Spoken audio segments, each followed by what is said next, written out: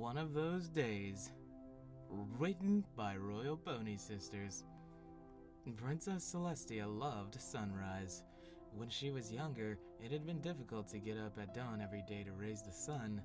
Of course, back then every pony got up at dawn, so it wasn't as difficult as modern ponies would assume. Still, it had taken her more than a century to really settle into the routine, but that was all in the past. Now, it was her favorite part of the day. Just her and her star.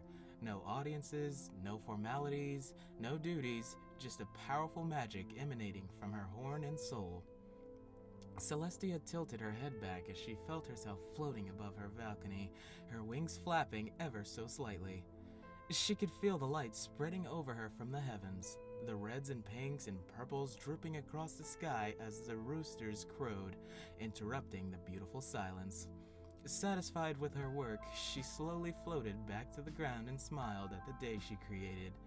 She relished the wonderful feeling of fulfilling her purpose in life as she trotted back inside. Still feeling the warm afterglow of the sun's magic, she levitated over her crown, chestplate, and horseshoes and delicately placed them onto herself, laying them just so they matched the paintings of her from centuries ago. Not even bothering to look into a mirror, Celestia trotted out of her room gracefully and pushed open the doors. "Good morning, Princess Celestia," her loyal guards greeted her. "Thank you," she said. "Good morning to you too, Brave Hoof. Gold plate." The guards exchanged nervous glances with each other. Your Highness, said Goldplate softly. "With all due respect, I am Gleaming Shield. I do not know who Goldplate is." "And I am Spearpoint, Your Majesty," said the other. "But I have heard of Bravehoof. He was your personal guard before he became captain of the guard 300 years ago." "Oh, Gleaming Shield, Spearpoint, I am so sorry," she said. "You're right, of course. Something must have come over me for a second there." "No harm done, Your Highness," said not Bravehoof. "If anything, it's an honor to be compared to Bravehoof. He was one of the greatest guards who ever lived. We just want to make sure you are all right," added not Goldplate. "Oh, I am fine," she said calmly. "Just a slip of the mind, that's all." "Happens to all of us," chuckled not Bravehoof. "Have a good day, Princess." "Thank you, Spearpoint, Gleaming Shield," she said as she left for breakfast. The day progressed with the boring disputes and policy meetings that all mixed with each other, and all the meetings from the past centuries to bleed into one giant meeting that never ended. Now she was having tea and crumpets with some pony over some issue that was very important to some pony. Not to her, though. Perhaps it should be. She is the princess, after all. She looked up to the ponies who were talking and smiled. There was Straight Cut, the diamond dealer. He was looking at her with that friendly face, a real one, not the smile for the princess face that she saw from most ponies. "And how are you doing, Straight Cut?" she asked. He laughed. "Honestly, Princess, I'm a bit tired. Emerald Shard made a huge mess in my living room and it was quite difficult to clean up. Well, baby unicorns and their magic. It can't be helped, I suppose.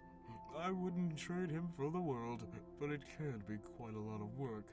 She chuckled in response, glad he was comfortable enough to speak with her so casually. Not many ponies were. "Yes, that's how unicorn foals are," she agreed. She paused. "Straight Cut, I didn't know you and Diamond Dust had another foal. Congratulations!" "Oh no! Another foal? I can't imagine! No, Emerald is my grandson, though I'm honored Her Highness thinks of me and Diamond Dust as young enough to still be having foals. I couldn't do it. I'm an old stallion now, and I'm tired."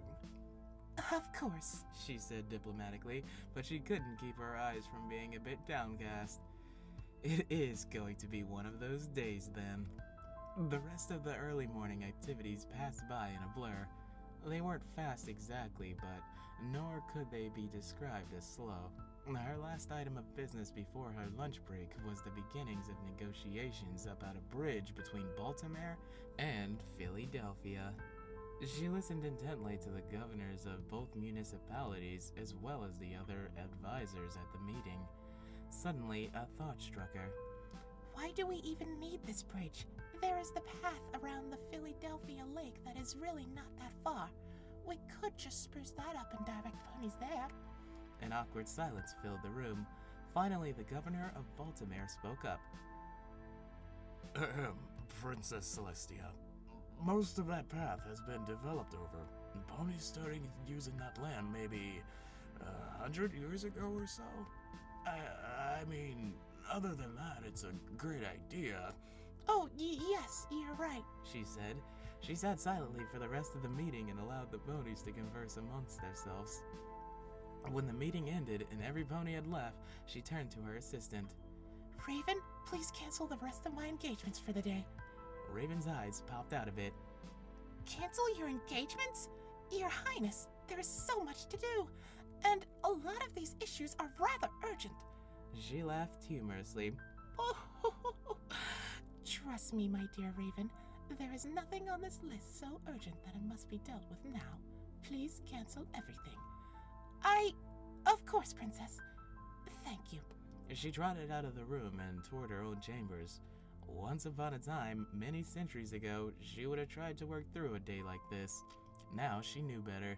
She stood in front of her room to her royal guard's intense surprise and said, Gleaming Shield, Spear Point, please make sure I am not disturbed for any reason by any pony.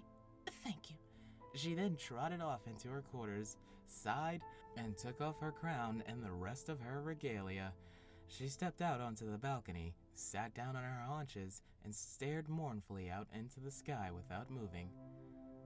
Hello, Celestia. She turned her head. Luna, didn't my gods tell you I didn't want visitors? Yes, but I am a princess. They could not exactly block me from entering.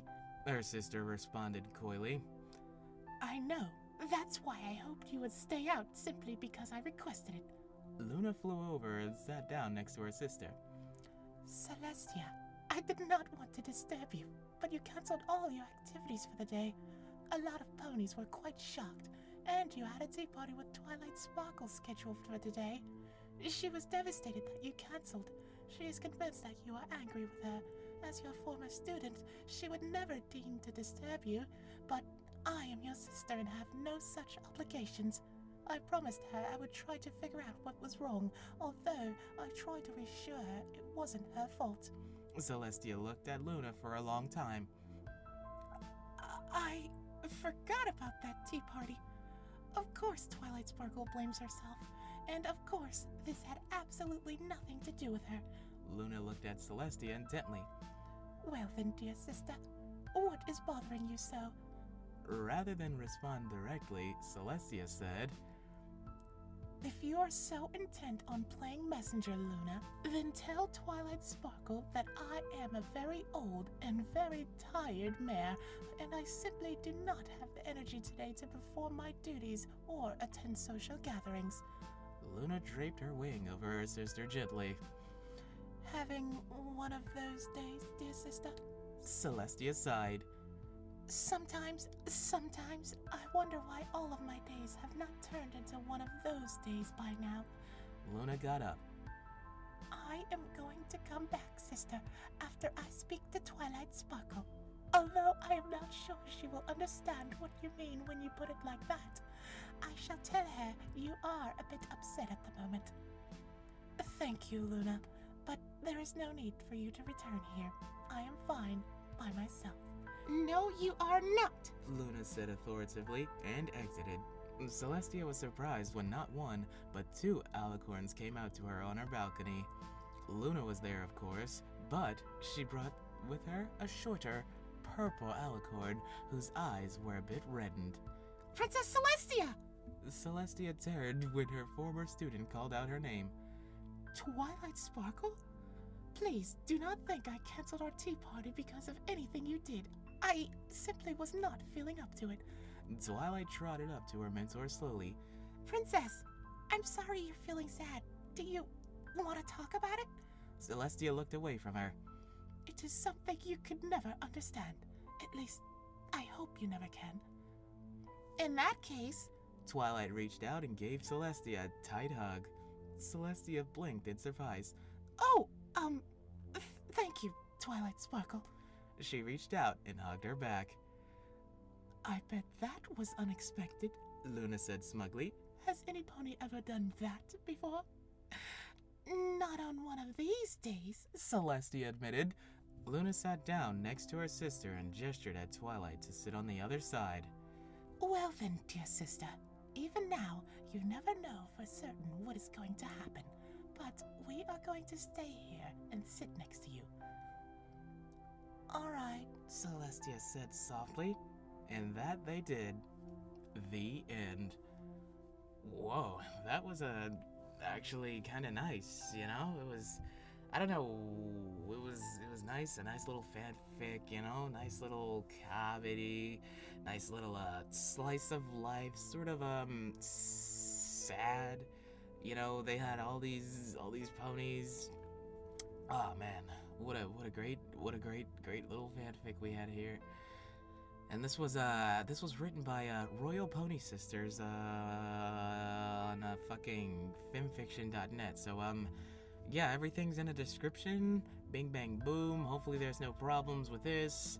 This recording should be easy, but you know, you never know. And hope shines eternal. Ah!